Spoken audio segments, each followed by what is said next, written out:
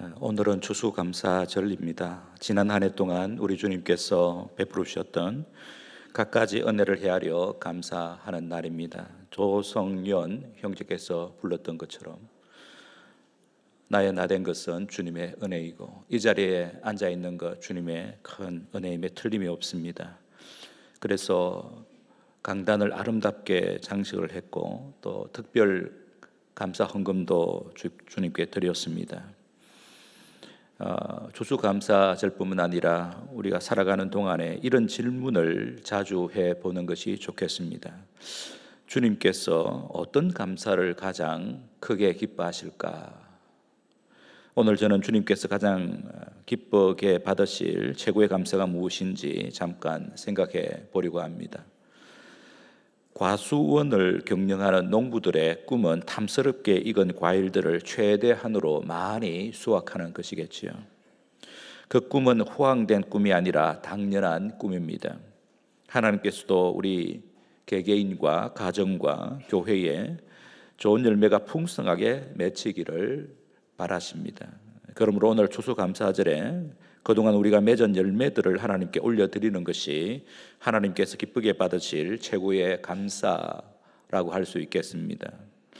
그러면 하나님께서는 우리에게 어떤 열매가 맺히시기를 바라실까요? 하나님께서 바라시는 열매를 두 가지로 정리한다면 사역의 열매와 성품의 열매입니다. 사역의 열매, 성품의 열매입니다. 사역의 열매는 우리가 주님을 위해 일함으로써 맺는 열매입니다. 우리가 해야 할 일은 예수님께서 이 땅에 오셔서 하시던 일을 계속하는 것입니다. 예수님께서 이 땅에 오셔서 하셨던 일은 세 가지였습니다. 복음을 전파하고 하나님의 말씀을 가르치고 병자들과 귀신 들린 자들을 고쳐 주셨습니다. 전도, 교육, 상담, 치유, 예수님께서 이 땅에 오셔서 하셨던 일입니다.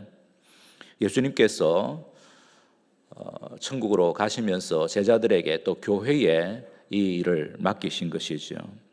그러므로 예수님의 제자인 성도와 교회가 맺어야 할 사역의 열매도 영혼의 구원, 믿음의 성장, 영육의 건강, 또 이웃을 사랑하고 돌보는 것, 이런 것들입니다. 한마디로 말하면 제자 삼는 사역이라고 할 수 있겠습니다. 우리 때문에 예수님의 제자가 많아지는 것이 우리가 맺어야 할 사역의 열매입니다. 우리 교회의 궁극적인 비전이 그렇게 해서 나왔습니다. 한 영혼 구원하여 제자 삼는 교회가 되는 것, 주님의 지상 대명령을 성취하는 것, 이것이 우리 교회의 궁극적인 비전입니다.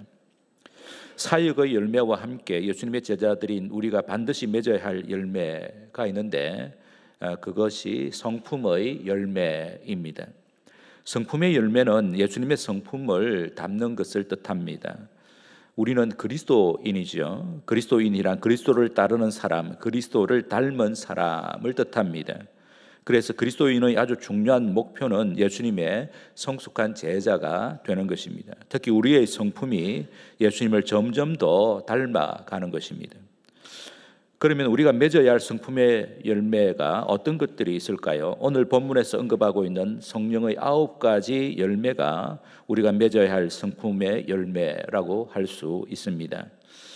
오늘은 성령의 9가지 열매를 하나하나씩 설명하지는 않겠습니다. 대신에 성령의 열매가 갖고 있는 주요한 특징 2가지를 먼저 살펴본 다음에 어떻게 하면 성령의 열매를 풍성하게 맺을 수 있을지를 생각하려고 합니다. 성령의 열매의 특징 2가지가 있는데 그 첫째는 성령의 열매는 다양하지만 서로 조화를 이루는 열매입니다. 오늘 본문에는 성령의 열매가 9가지인데 9가지만 성령의 열매로 볼 필요가 없습니다. 어떤 사본들에는 절제 다음에 성결이라는 열매가 덧붙여져 있습니다. 그러므로 9이라는 숫자가 절대성을 갖는 것은 아닙니다. 에베소서 5장 9절에 보면 여기에도 열매가 나타납니다. 빛의 열매는 모든 착함과 의로움과 진실함에 있느니라고 했습니다. 성령의 열매, 빛의 열매, 이거는 다른 것이 아니라고 볼 수 있겠습니다. 야고보 사도도 야고보서 3장에서 그게 열매에 관하여 말씀하고 있습니다. 3장 17절에서 18절입니다. 오직 위로부터 난 지혜는 첫째 성결하고 다음에 화평하고 관용하고 양순하며 긍휼과 선한 열매가 가득하고 평경과 거짓이 없나니 화평하게 하는 자들은 화평으로 심어 의의 열매를 거두느니라. 여기 열매들이 이제 나타나 있죠. 다 성품의 열매입니다. 베드로 사도도 역시 마찬가지로 성품에 관하여 말씀하고 있습니다. 베드로후서 1장 4절에서 7절입니다. 이로써 그 보배롭고 지극히 큰 약속을 우리에게 주사 이 약속으로 말미암아 너희가 정욕 때문에 세상에서 썩어질 것을 피하여 신성한 성품, 하나님의 성품이죠, 신성한 성품에 참여하는 자가 되게 하려 하셨느니라. 그러므로 너희가 더욱 힘써 너희 믿음의 덕을, 덕의 지식을, 지식의 절제를, 절제의 인내를, 인내의 경건을, 경건의 형제 우애를, 형제 우애의 사랑을 더하라. 이것도 성령의 열매에 포함된다고 볼 수 있겠습니다. 이처럼 성령의 열매는 다양하다고 보는 것이 좋습니다. 그러므로 여기 갈라디아서에서 성령의 열매를 9가지로 소개한 것은 사도 바울이 성령의 다양한 열매 가운데 선별한 것으로 보는 것이 좋겠습니다. 이미 말씀드린 대로 성령의 열매는 예수님의 성품을 닮아가는 것을 뜻하는데, 예수님의 성품 하면 9가지로 요약할 수 있다는 것입니다. 즉 성령의 9가지 열매는 예수님의 성품 가운데 뚜렷이 드러난 대표적인 덕목이라고 할 수 있겠습니다. 그런데 복음서를 통해 예수님의 생애를 살펴보면 예수님에게는 사랑과 희락과 화평과 오래 참음과 자비와 양성과 충성과 온유와 절제의 덕목이 함께 어우러져 나타났음을 알 수 있습니다. 그래서 성령의 열매는 원어로 복수가 아니라 단수입니다. 9가지의 덕목이 서로 긴밀하게 연결되어 있다라는 뜻입니다. 그 증거 구절이 고린도전서 13장, 일명 사랑장이라고 하죠. 이것이 증거 구절로 볼 수 있습니다. 이 사랑장을 보면 사랑 안에 다양한 덕목이 함께 어우러져 있습니다. 고린도전서 13장 4절에서 7절입니다. 사랑은 오래 참고, 사랑은 온유하며 시기하지 아니하며, 사랑은 자랑하지 아니하며 교만하지 아니하며 무례히 행하지 아니하며 자기의 유익을 구하지 아니하며 성대지 아니하며 악한 것을 생각하지 아니하며 불의를 기뻐하지 아니하며 진리와 함께 기뻐하고 모든 것을 참으며 모든 것을 믿으며 모든 것을 바라며 모든 것을 견디느니라. 사랑 안에 여러 가지의 덕목이 어우러져 있다고 말씀합니다. 성경에서 추천하는 좋은 성품의 다양한 덕목들이 우리 예수님에게서 함께 어우러져 또렷이 드러났습니다. 그러므로 예수님의 제자인 우리에게도 예수님의 그 거룩하고 아름답고 온전한 성품의 다양한 덕목들이 함께 어우러져 나타나야 합니다. 그래야 예수님의 성숙한 제자라고 할 수 있겠습니다. 성령의 열매의 특징 두 번째는 우리 자신보다는 주님과 교회와 세상을 위한 열매입니다. 성령의 열매는 우리 자신을 위해서라기보다도 주님과 교회와 세상을 위한 열매라는 특징이 있습니다. 이 열매를 하나하나 살펴보면 모두 다 주님을 기쁘시게 하기 위한 열매, 교회를 건강하게 세우기 위한 열매, 만나는 사람들에게 나누어 주어야 할 열매입니다. 다시 말하면 관계에서 맺히는 열매이지요. 하나님과 올바른 관계에서 맺히는 열매, 또 사람과 올바른 관계에서 맺히는 열매, 이것이 성령의 열매입니다. 이 성령의 열매가 우리에게 가득하게 맺힐 때에 가정과 교회와 일터에 아름다운 변화가 일어납니다. 그곳이 새로워지지요. 그 열매로 인해 모두 행복해집니다. 그래서 오늘 본문의 마지막에 이 같은 것을 금지할 법이 없다고 말씀합니다. 성령의 열매를 제거하거나 거부할 수 없다는 뜻입니다. 이유는 성령 하나님께서 맺게 하시는 신령한 열매이기 때문입니다. 성령의 열매는 성령님과 연결된 열매이기 때문에 이 세상의 어떤 세력도 이 열매를 제거하거나 거부할 수 없다는 것입니다.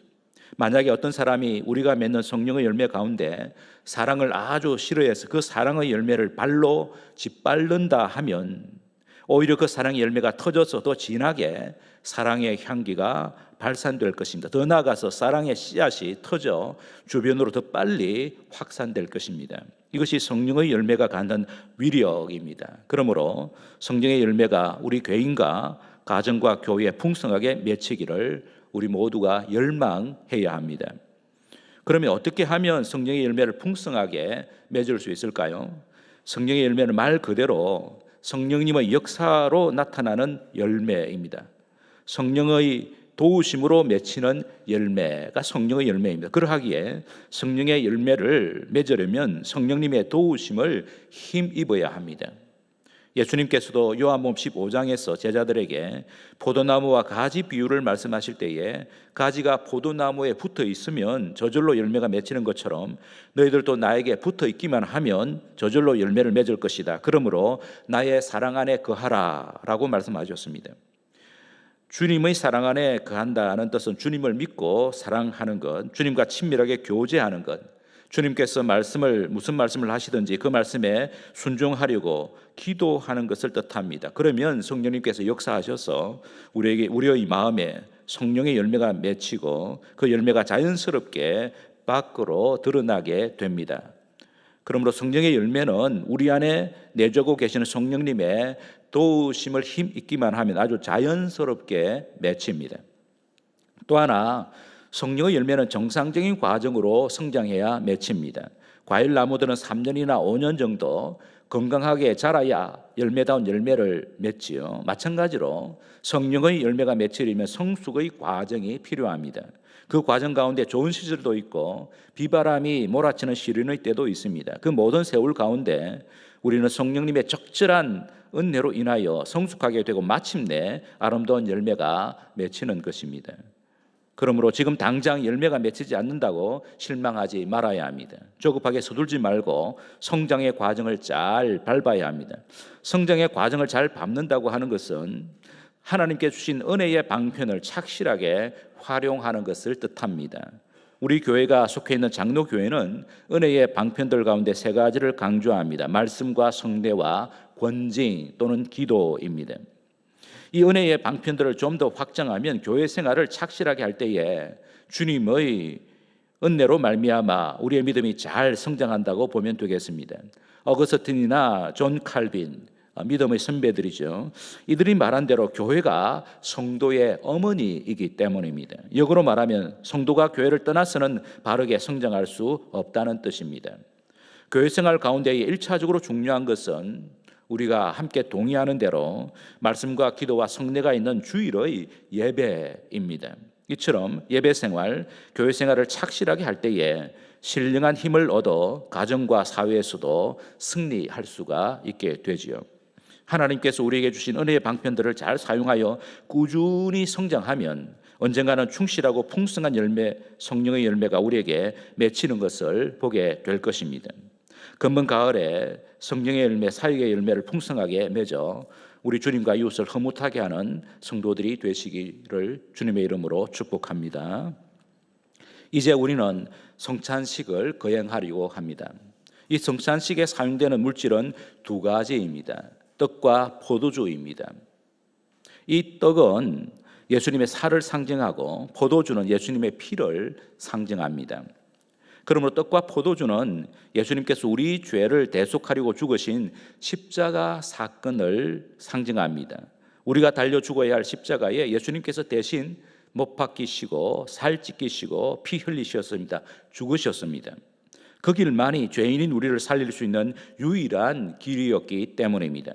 그러므로 성찬식에서 우리가 떡을 먹고 포도주를 마시는 행위는 예수님께서 행하신 대속의 은혜를 깊이 음미하고 감사하는 것입니다.